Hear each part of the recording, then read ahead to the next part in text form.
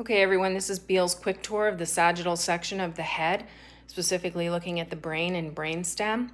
So if we start here, the frontal lobe is clearly in the front. You can see the central sulcus. They've got it nice and deep for you.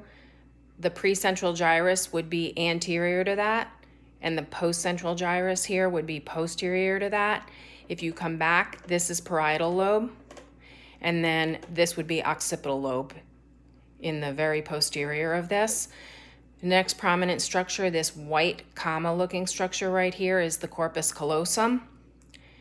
Inferior to that right here is the representation of the septum pellucidum. That's the membrane between the two lateral ventricles. This white commissure right here is the fornix. Inferior to the fornix right here, this blue and red looking structure, they're trying to represent the choroid plexus, making the CSF for the third ventricle, which is the space right here in the diencephalon that you have to hallucinate. The nipple-looking structure right here is the interthalamic adhesion, and the egg around it is the thalamus.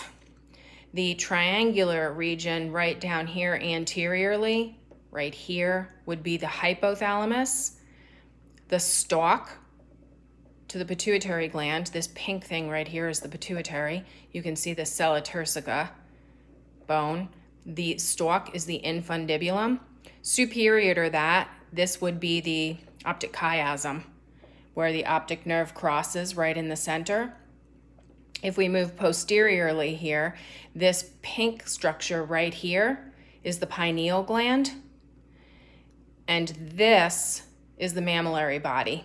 Not the greatest representation I've ever seen, but there you have it. If we look at the brainstem here, the superior portion of the brainstem is the midbrain. It's interrupted by this canal, which is the cerebral aqueduct.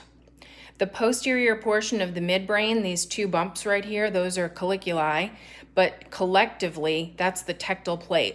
So the tectal plate is the posterior portion of the midbrain, which is the top of the brainstem.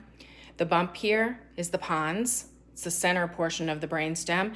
And then the inferior portion of the brainstem here is medulla oblongata.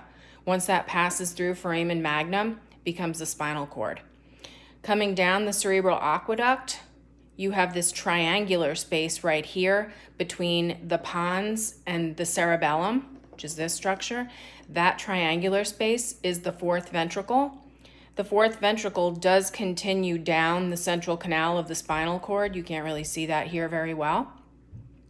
The white matter of the cerebellum is called the arbor vitae. That's the quick tour of this model.